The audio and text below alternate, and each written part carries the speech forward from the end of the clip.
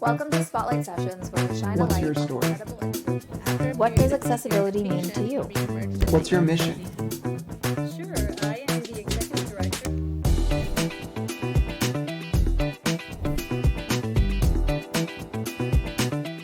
Hello, and welcome to another episode of accessiBe's Spotlight Sessions. My name is Sapir, and I'm your host for today's episode. I head up our nonprofit partnerships team here at accessiBe. The Spotlight Sessions are an interview series where we highlight disability changemakers, the individuals and organizations, and the work that they do. So I'm really excited for today's guest. Welcome, Marlene. Thank you for having me. I'm glad to be here. We're so glad to have you. So let's jump right in, and can you tell us a little bit about yourself? Sure, I am the Executive Director of the Els for Autism Foundation. Our main campus is here in Jupiter, Florida. We also have foundations in Canada, UK, and South Africa. But this is our main foundation, and we have a beautiful 26-acre campus that is the hub for the development and dissemination of evidence-based practices in autism spectrum disorder. Wow, that's amazing. I didn't realize that you had such an international reach. So Yes. can you tell us a little bit more about what Els for Autism does? Well, it's probably easier if I tell you what we don't do. About the only thing we do not do, we don't do medical right now until we build a medical building on our campus, which is slated for that. And we also don't do housing, although there's been some talks about in the future possibly doing that. But really, every service that is available for people with autism spectrum disorder, we provide, starting with diagnostics as little as 16 months. We have a clinic that we do diagnostics, we do parent teaching and training. We also have an early intervention program, a whole slew of recreation programs, including golf, as we have our proprietary golf program, the Ernie Els Game on Autism Golf. And then we also provide speech and occupational therapy, behavior therapy, mental health counseling. And we go all the way through adulthood and provide vocational training and job placement for adults. Wow. So really a full scope. I'm glad that you started the question off with what you don't do, but it seems like Yes. you're growing in that space as well. Well, So and also we have a public charter school that uses space on our campus. So we also help to host K through 12, actually pre-K through 12 education through a public charter school that uses our space here. wow. So is that any sort of integrated learning? It's all students with autism spectrum disorder as their primary eligibility on their individual education plan, but they do bring people in from the community for reverse inclusion, and they also go out into the community, especially the older students. They go out for community-based instruction, and they go out for field trips as well. That's awesome. I love to hear stories like that. So how did you find yourself at Els for Autism? What motivated you to join this organization? Well, I started in autism as a music therapist. So I wanted to be a rock star singer. I went to music school and I became a music therapist. And I was doing an internship and eventually worked at Miami Children's Hospital. And there I met a nurse whose son was diagnosed with autism. And once I left the hospital, she had contacted me to see if I could come to her house and play guitar and sing for her son. And I really didn't know what autism was at the time, but I quickly learned and became the music therapist for many, many families, many children. And that's really how I got started. I don't have a child or family member with autism, but now I have so many people that I consider my family that either have autism or have a family member with autism. And so I was working as the director of education for the Center for Autism and Related Disabilities through the University of Miami, Nova Southeastern program. And I worked there for 12 years.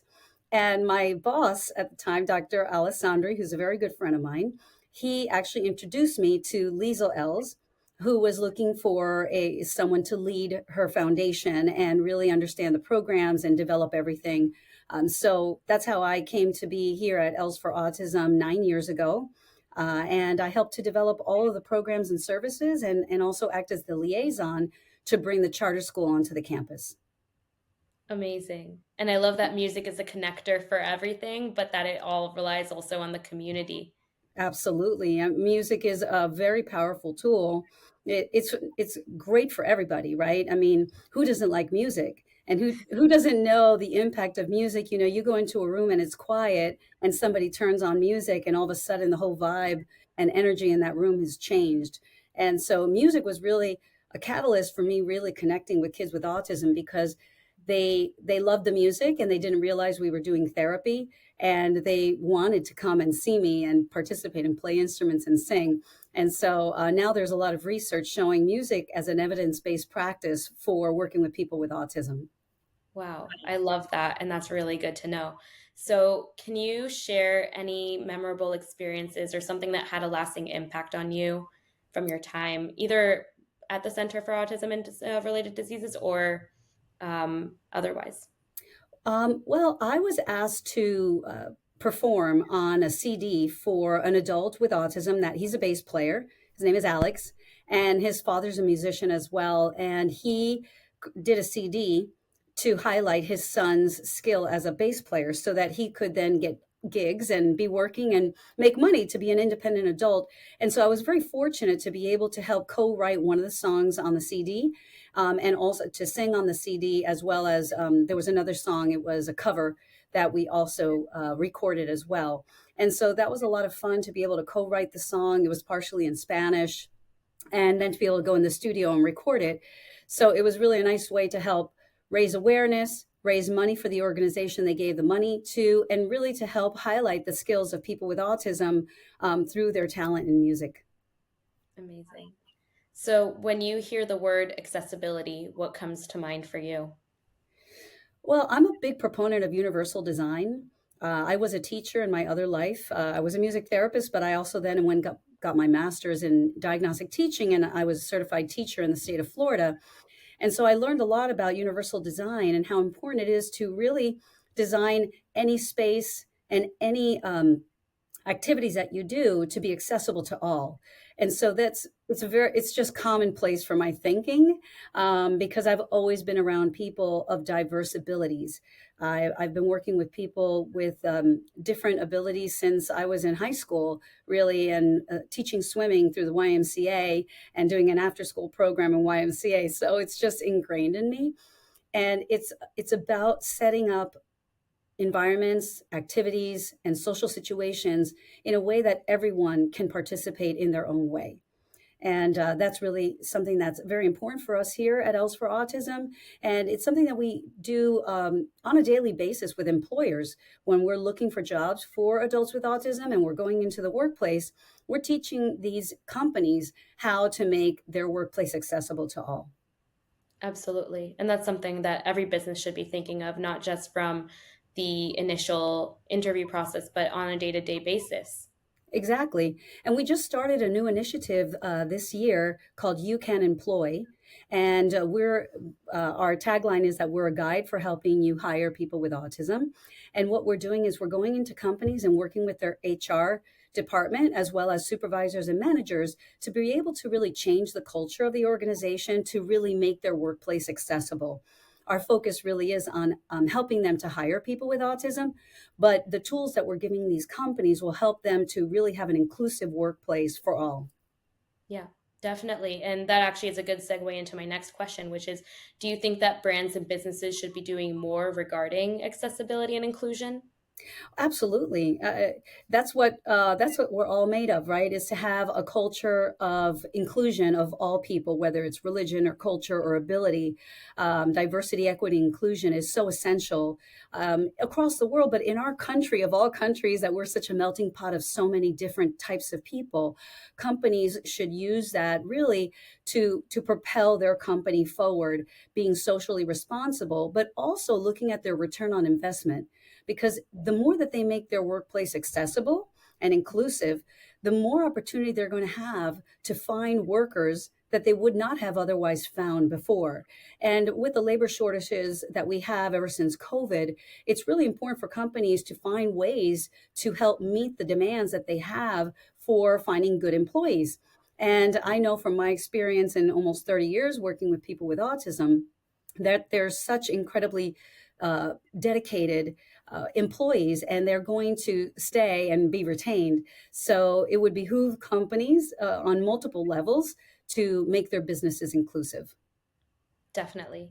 So what's one thing that you wish people knew about people with autism or people with disabilities? You have to get past the first conversation and have an open mind. And I think that really goes with anybody, because if you've had the opportunity to travel and be in other countries where they speak another language, it's the same thing where you're trying to get to know each other, but yet there's this language barrier. And if you just gave up because you couldn't speak the language, you're missing out on the opportunity to meet this incredible person from another country and another culture and experience that human. And that's how I see autism as well, is that you have to be patient and really try and find the connection. And that's why music is such a beautiful tool for autism, because it breaks down the barrier of connecting with that person. Because you could even go to a concert, and like Taylor Swift is the big thing right now. You might have someone who's 8, 9 years old, but you also have a 70-year-old person who loves the music, and they're all together enjoying music in unison. And so, what is it that brings it together? It's a shared experience. So, when you meet someone with autism, try and find something that's common between the two of you so that you could have that shared experience and connect with that person on another level. Those were such beautiful analogies that I'm going to borrow them for later. Thank you for that. Absolutely. My final question for you today is, if we could all do one bit to make the world more inclusive, what would you suggest that be? Open your arms, open your eyes, and be accepting, and understand that there's so many colors of the rainbow, and it would be a boring place if everyone was the same. So why not open your heart to being able to see all the differences in people and accept that, and enrich your life by making the world accessible to all. Marlene, that was lovely. Thank you so much for being a guest on accessiBe's Spotlight Sessions. Thank you for having me. I appreciate it. Of course. And to all of our viewers, thank you so much for sticking through the end. We really appreciate it. So give us a like and follow on YouTube. And you can also follow us on Instagram at accessiBe_community. We hope to continue the conversation there. Take care, everyone.